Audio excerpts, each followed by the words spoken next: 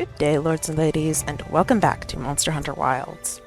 So, the Blossom Dance Festival is upon us, and with that, it means that we have approximately 1 week remaining before Arch-Tempered Rey Dau goes live.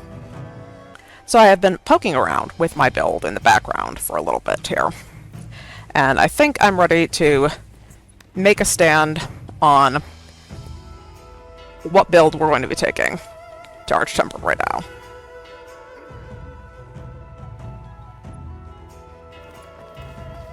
So if we head right on down here to the smithy, we can talk about the build. So here is what we are working with. As of right now, this is the build that I am having the most fun with, so it is going to be what we try Arch-Tempered Rey Dau with first.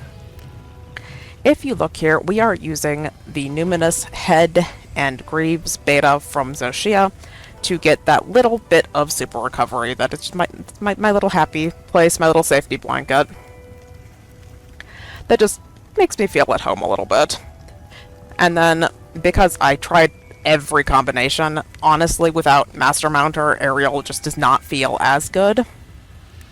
So to squeak Master Mounter in, we are going to be using the Gravios Chest Alpha, the Rathalos Arms Alpha, and the Gore Coil Alpha. And that combination, plus the Evasion Charm, is going to land us with the skills that you see here. We're going to get Maximum Constitution, Evade Window, Recovery Up Recovery Speed, and Marathon Runner. That chunk right there is just in relation to our durability and our stamina management for Aerial. And we are going to get all 3 levels of Perp Breaker to a Vegetator. And, you know, little stray points of peak performance and Counter-Strike just scattered in. On our weapons, as we switch over here to the decos that we're using, for my Insect Glaive and my Longsword, I like to have the Power Prolonger 3, and I've just filled in with Attack for now. And then you can see the rest of our decorations here on this side. And this, as of right now, is what feels best to me. But it's also subject to change. Like, I have so many variations of this that we're going to talk about. But for now, this is going to be what we take to Rey Dau. And while I imagine it is certainly not going to be an accurate matchup, let's say we pay him a little visit. I do believe I still have an investigation for him. And I do. Wow, we sure got here fast. The guild sent us supply items.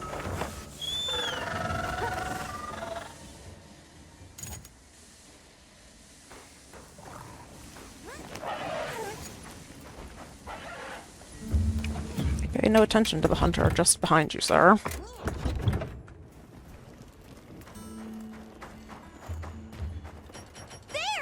Okay, so this is my final call for the Arch-Tempered Rey Dau build. But shall we say we test it against a Tempered Rey Dau.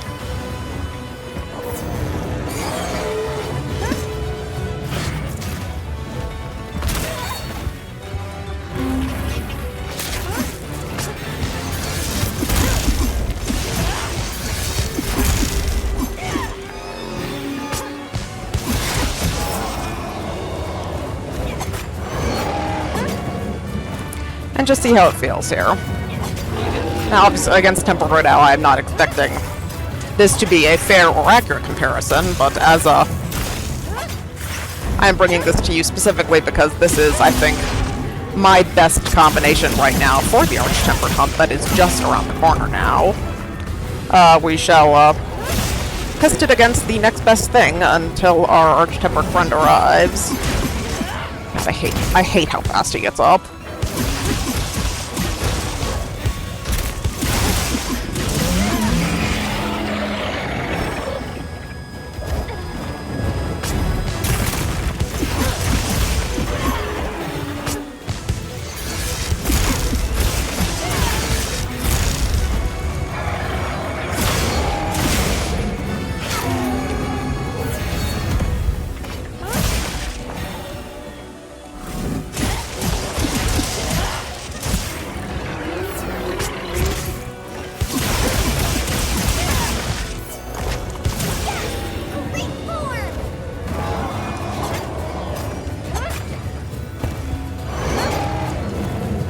necessarily love conducting this hunt so close to my camp, but, you know, I'll get by.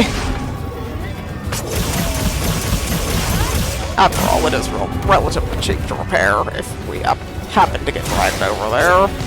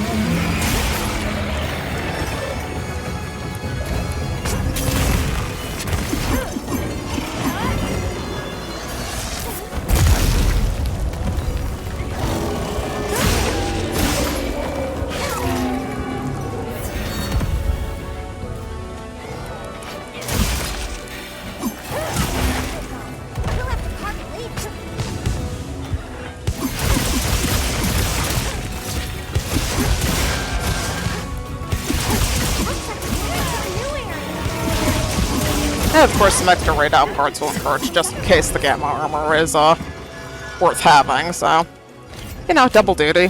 We test my best guess for what I'm going to enjoy most for the Arch-Tempered fight.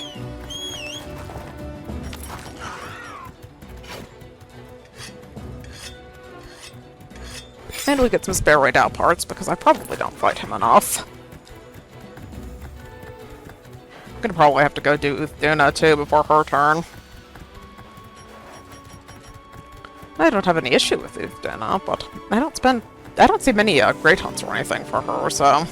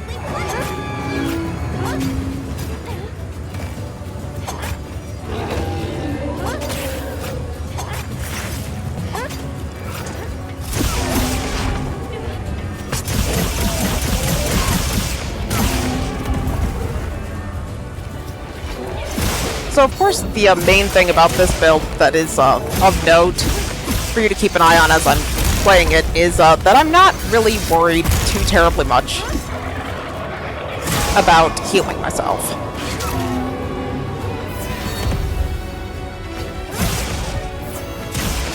Because I'm counting on Zoh Shia and the fact that I know this monster relatively well to cover for the fact that I'm not using potions as much as I might otherwise. Which is, of course, the main benefit to all of the health regen builds that I ever put together, is that, assuming that the monster is not actively winning, you are going to save some resources just on that.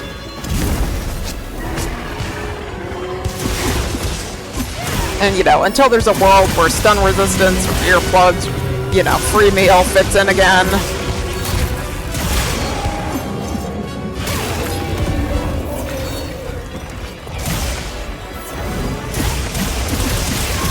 You know, if I can save resources by leaning into, you know, my old buddy Val's armor set again. I am a huge fan of the fact that I can get I can get a little one for 2 pieces.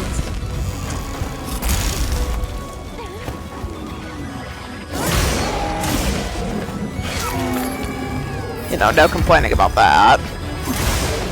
Because that, in turn, leaves room for Master Mounter, so I can continue to do what I like with that little comfort, you know, that little safety blanket and resource saver on a hunt that I'm comfortable with. I imagine that the damage output from Arch-Tempered Rey Dau is going to be extreme enough that I'm going to have plenty of occasions where I need to use a potion. Dude, what is the lightning resistance on this set, I wonder? I know I'm negative to Dragon, so...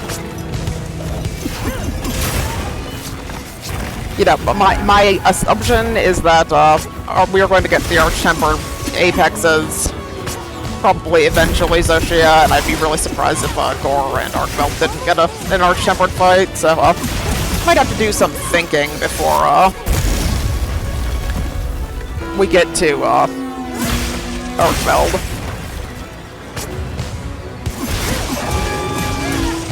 Because my armor is quite negative to Dragon. Looks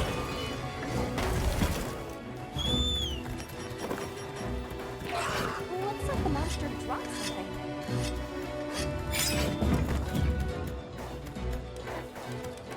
12, that's not bad.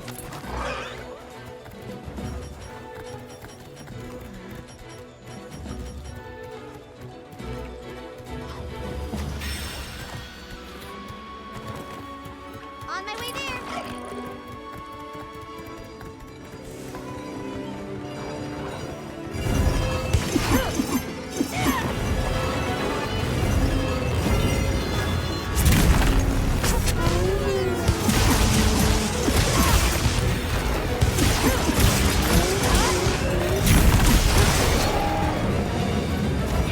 Yeah, he's done.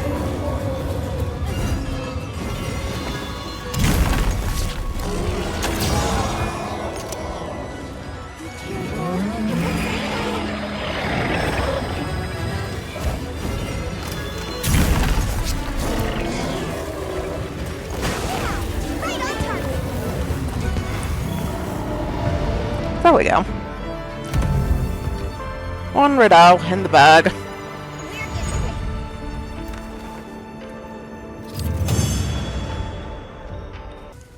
Okay, so there you have it, lords and ladies. That is the build that we're going to be taking into Arch-Tempered Rey Dau. Now, the things to keep in mind about this build. The super recovery really shines if you are in a fight that you are comfortable with.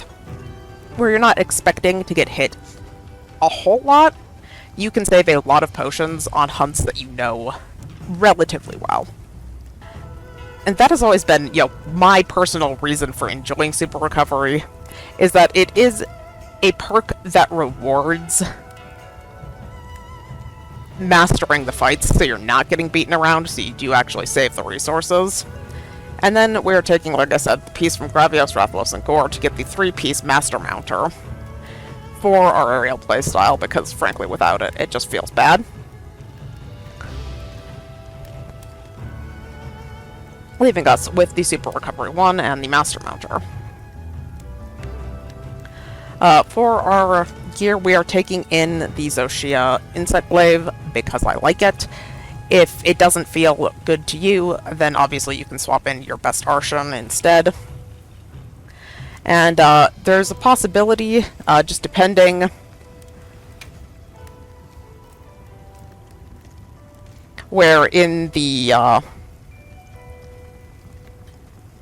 fight, we will probably eat 4 elemental resistance, and we might swap our Challenger Jewel for a Thunder Resistance Jewel.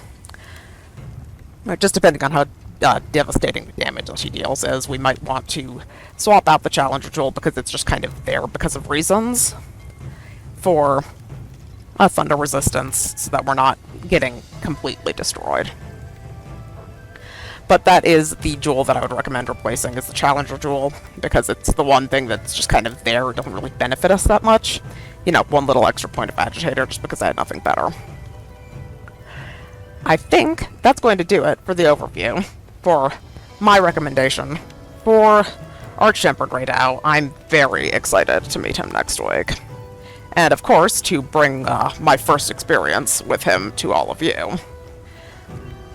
So, in the meantime, this is my final call for what we are taking right before the Arch-Tempereds come out. I hope that you have enjoyed watching what I have decided is my personal best bet, and I encourage you all to give it a try for yourself. Is that little carrot of super recovery that rewards mastering the monsters is just delightful to have, I think. Thank you all so very much for watching. If you have enjoyed, please feel free to leave a like, and I will see you next time.